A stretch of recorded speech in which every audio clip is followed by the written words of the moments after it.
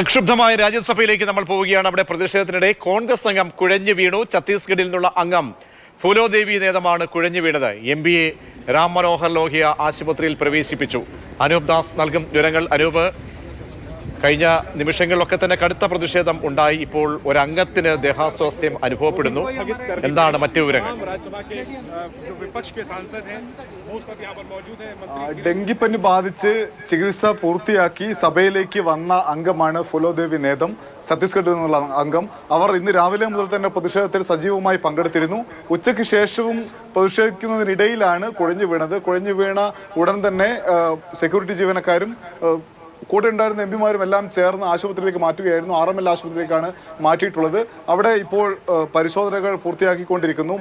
Party അധ്യക്ഷൻ, കോൺഗ്രസിന്റെ അധ്യക്ഷൻ മല്ലികാർജുൻ ഖാർഗെ അല്പസമയത്തിനകം ഇവിടെ ഈ അംഗത്തെ കാണുന്നതിന് വേണ്ടി എത്തും.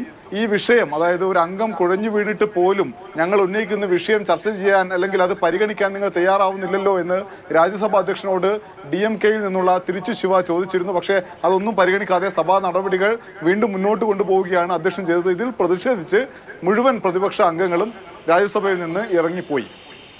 ശരി, അനൂപ് ദാസ് ആണ് വിവരം നൽകിയത്. കനത്ത പ്രതിഷേധമാണ് പ്രതിപക്ഷം രാജ്യസഭയിൽ ഇപ്പോൾ ഉയർത്തുന്നത്. ആ പ്രതിഷേധത്തിനിടെയാണ് ഒരംഗം കുഴഞ്ഞു വീണത്.